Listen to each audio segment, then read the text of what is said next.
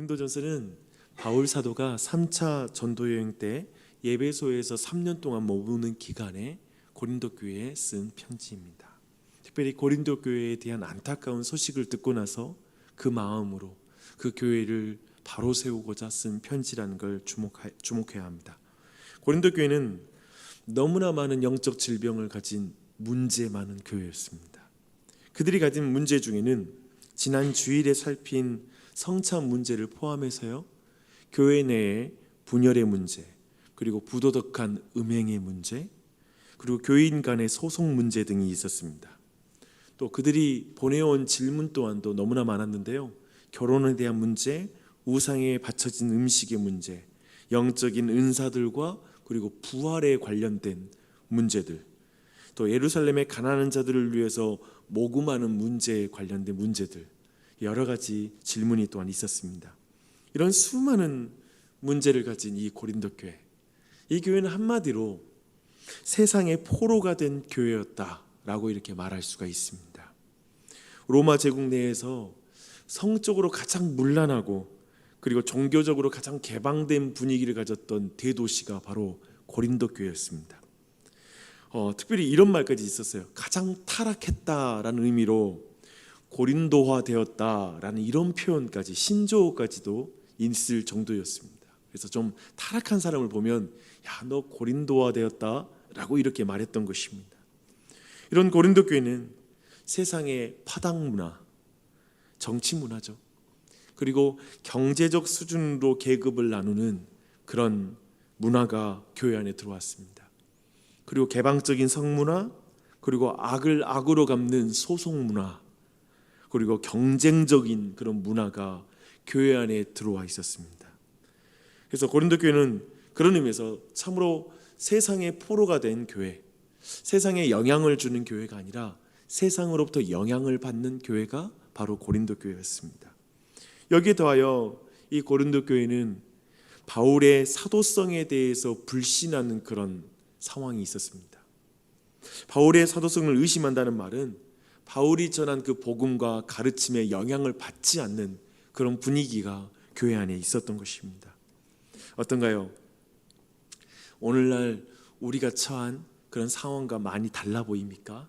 아니면 저런 모습, 그래 세상에 영향을 받고 포로가 된 저 모습은 오늘날 우리 교회가 처한 위험이지, 그리고 상황이지라는 생각이 드십니까?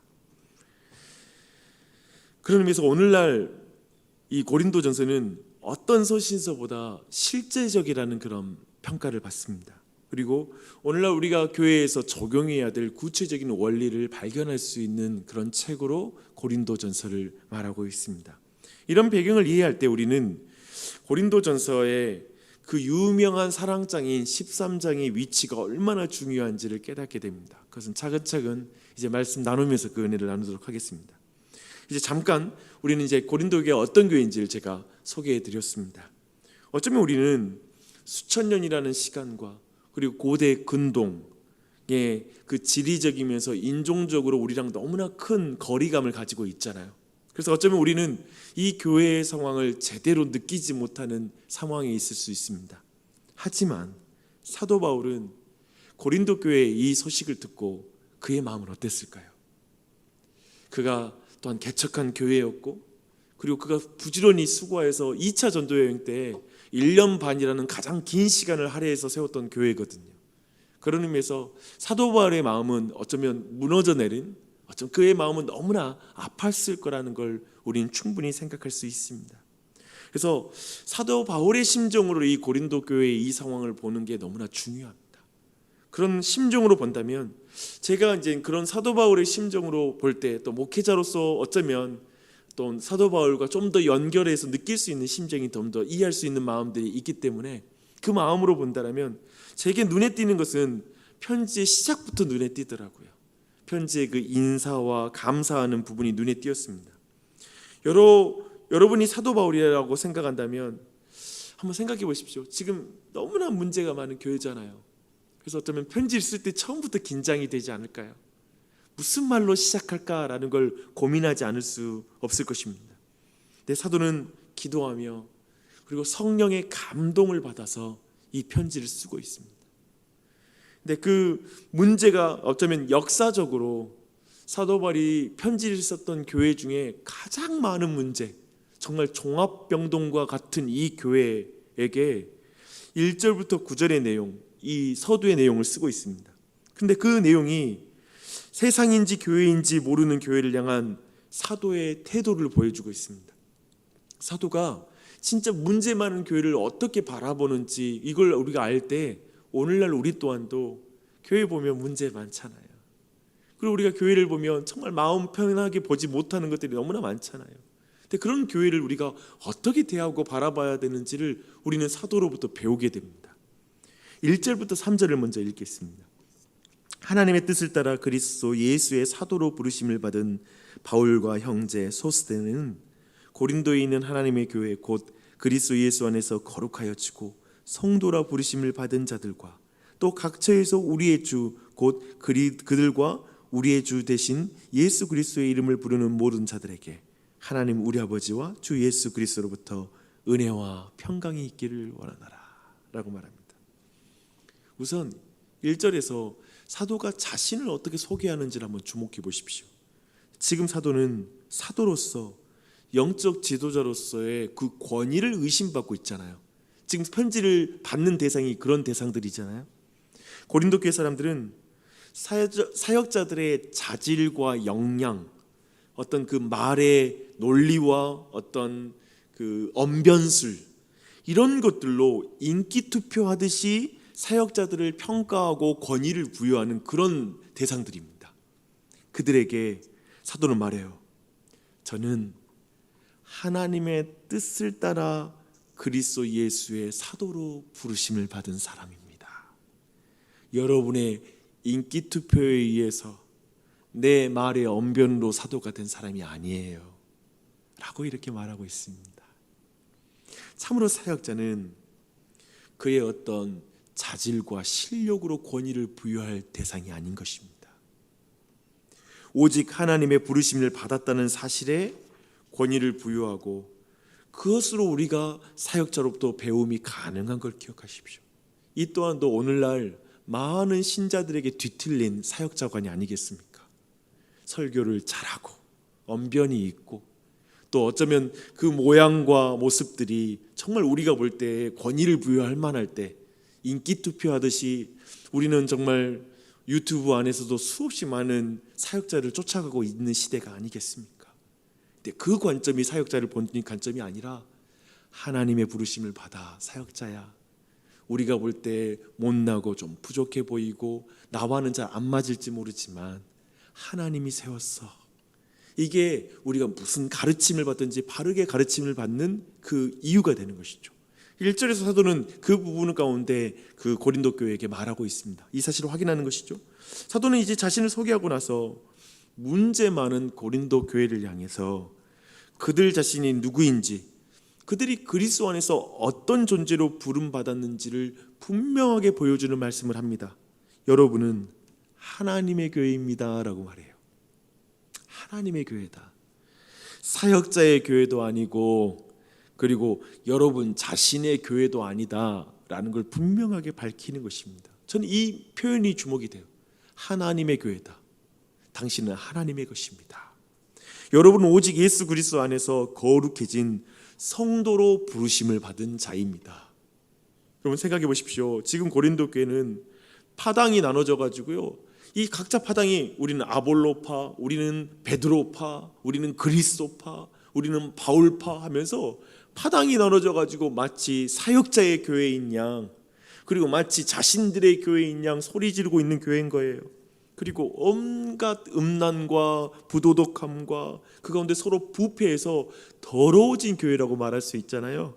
그런데 바울은 여전히 그 교회를 향해서 너희들 하나님의 교회야. 그 교회를 향해서 여러분은 오직 예수 안에서 성도로 부르심 받은 교회예요 라고 이렇게 보는 거예요. 너무 귀하지 않아요?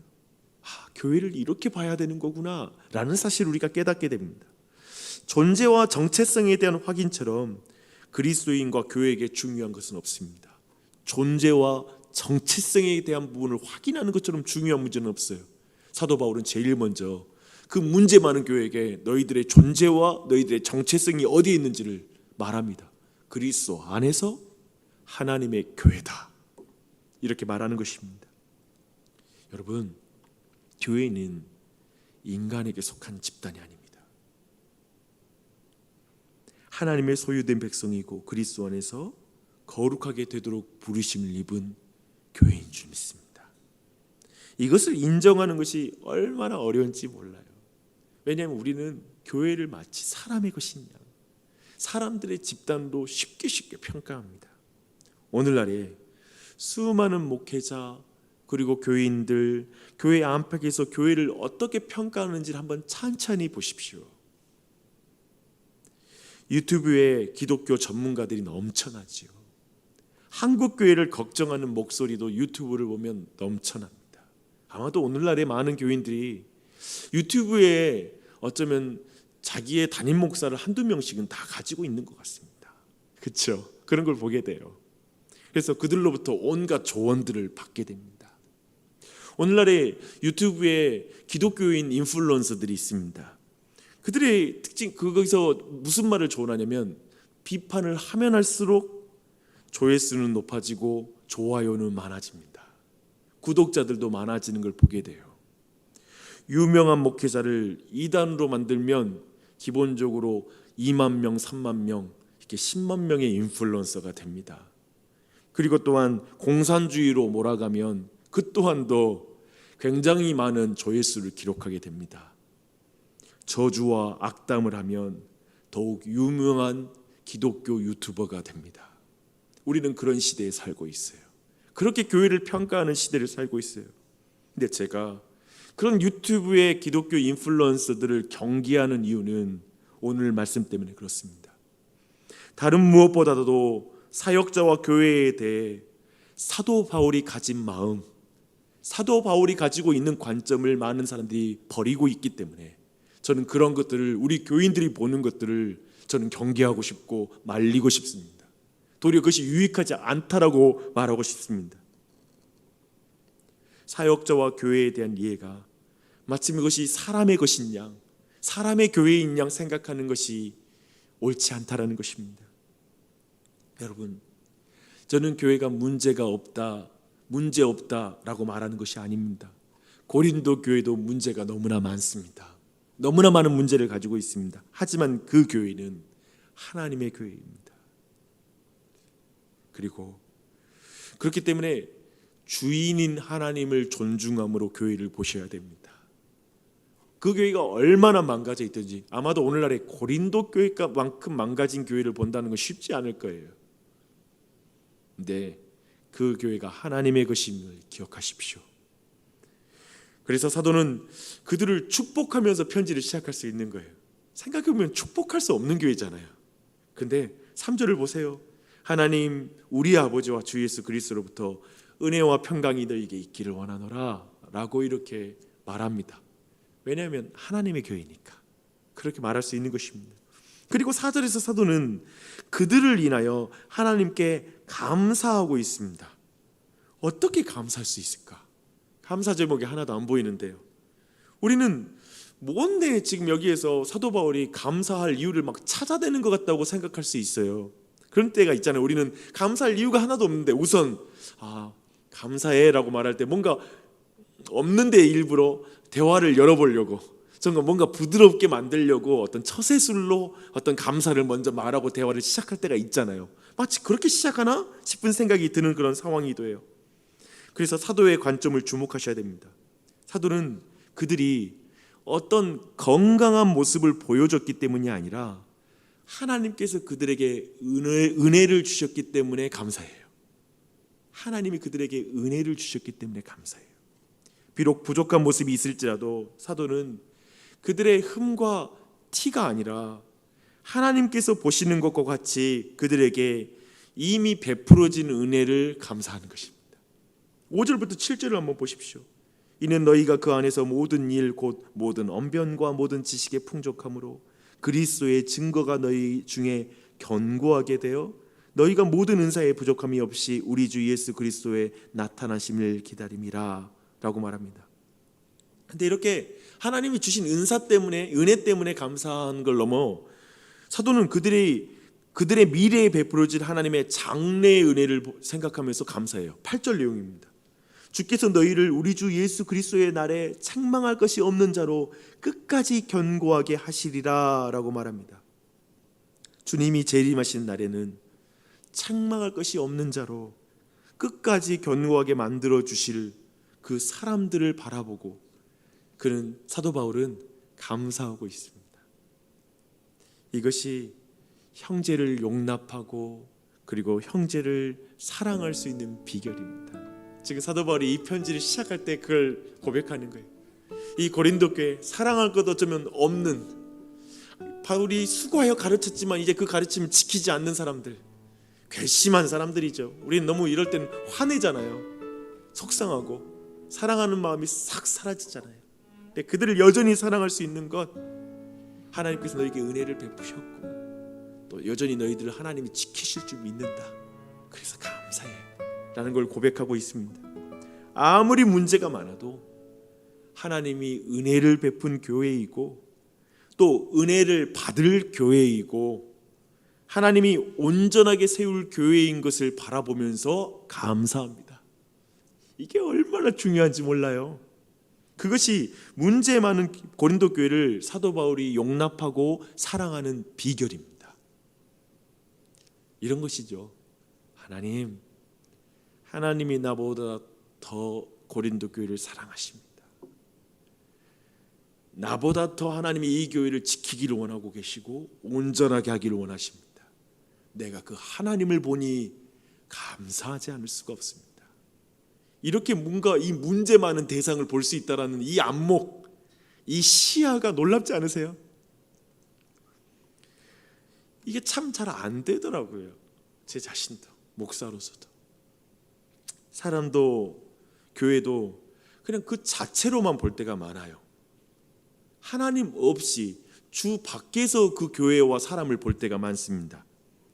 늘 어떤 건강한 모습을 보여줬기 때문에 감사하는 거예요. 우리는 이유를 보여줬기 때문에 우리는 감사하지, 어떤 분명한 이유가 안 보여줄 때는 감사하는 마음이 없는 거예요. 그래서 저도 그래요. 누군가를 칭찬할 때 그 이유들이 분명할 때 그 이유들을 말하면서 칭찬하는 걸 참 좋아합니다. 하지만 그 칭찬할 때에도 뭔가 꺼림칙할 때가 많아요. 왜냐하면 또 문제도 같이 보이거든요. 그러니까 모든 인생도 그렇고 교회도 그렇고 감사할 게 90이라면 10 정도는 어쩌면 이것은 좀 바꿔야 되는데, 이건 고쳐줘야 되는데, 이런 마음이 들어요. 근데 대부분 우리는 그 10 때문에 감사를 못합니다. 또 그 10 때문에 누군가를 기쁘게 칭찬하지도 못해요. 그런데 말이야 이렇게 갈 때가 쉬워요. 사람의 시선이란 게 그 사람으로부터, 그 강점으로부터 칭찬할 때에는, 그리고 감사할 때는 우리는 결코 감사할 수 없습니다. 여러분의 인생도 그럴걸요. 여러분 스스로 감사하세요? 내 인생 볼 때에도 10 때문에, 옷 때문에, 일 때문에도 감사 못해요. 왜냐하면 우리에겐 주관적으로 그게 커 보이거든요. 그 부족한 것까지 완벽하게 채워져야 된다는 느낌을 갖거든요. 근데 하나님의 교회, 하나님의 사람, 하나님께서 그들과 함께하기 때문에, 하나님의 은혜가 그 가운데 부어지기 때문에, 하나님의 은혜를 베푸실 것이기 때문에, 그 문제까지도 하나님께서 만져주실 것이고 하나님이 온전하게 하기를 원하시기 때문에 믿습니다. 그 안에서 감사하고 그 안에서 만족하고 그 안에서 칭찬할 줄 아는 것. 그 안목이 그리스도인이 가진 안목이요, 그리스도인이 가진 소망인 것이죠. 그렇게 인생과 교회를 볼 수 있다는 것이 우리에게 있는 어떤 비결인 것입니다. 근데 그것이 바로 어쩌면 하나님 없이 그리스도 밖에서만 교회와 사람을 볼 때 사람들의 그 평가, 판단, 불평, 원망, 그 모든 저주로부터 우리가 우리의 마음을 지키는 방식이고요, 교회를 지키는 방식이고, 그리고 다른 사람을 지키는 방식인 줄 믿습니다. 내 자녀를 볼 때도 동일해요. 하나님 없이 보지 마세요. 지금 보면서 저것도 어떡하나, 저거 고쳐놔야 되는데, 저렇게 인생 살면 안 되는데, 예를 들면 그렇게 불안하잖아요, 우리 자녀들 볼 때에도. 근데 그게 아니라 하나님 안에 있다, 하나님이 제 아이에게 은혜 베푼 게 너무 많았고 앞으로도 하나님 은혜 베푸실 거고 하나님이 저 아이를 온전케 할 거야. 그때 아이에게 말하는 거예요. 난 네 때문에 감사하다. 하나님 너에게 베푼 은혜가 커. 앞으로 베풀 은혜 또한 더 커. 이렇게 바라볼 때 우리도 자녀를 은혜 가운데 키우게 되죠. 동일한 거예요. 교회도 그렇게 봐야 되고 타인도 그렇게 보는 거예요. 그렇게 보는 것, 저는 어쩌면 이 고린도전서에, 저는 그래서 이 1장의 이 서두의 이 인사가 너무 놀라운 거예요. 이제 앞으로 고린도교회 문제 볼 거거든요. 그래서 더 놀라운 건 1장의 이 1절부터 9절의 내용입니다. 이 의미를 여러분 깊이 기억하며 이 은혜, 이 사도 바울이 가진 그 마음으로 여러분의 인생과 삶, 자녀들, 주변에 있는 배우자를 볼 때에도 그 관점 안에 보고, 교회도, 교회 안에 있는 사역자들도 그렇게 봐야 돼요. 그렇게 보고, 그렇게 우리 교우들도 그렇게 보면서 나아가며 하나님 마지막 시대, 어쩌면 세상의 포로가 된 듯한 교회를 섬기는 삶을 살아야 되잖아요. 우리가 섬기는 교회는 늘 불완전할 건데, 그 가운데서도 우리는 하나님이 기뻐하는 신앙생활은 오늘 이 말씀 안에 있다는 걸 기억하십시오. 하나님의 교회입니다. 그렇죠? 하나님이 사랑하는 교회예요. 그 교회를 그렇게 하나님의 마음으로 바울의 자리에서 섬기는 그 은혜가 우리 모두에게 넘치기를 축원합니다. 기도하겠습니다.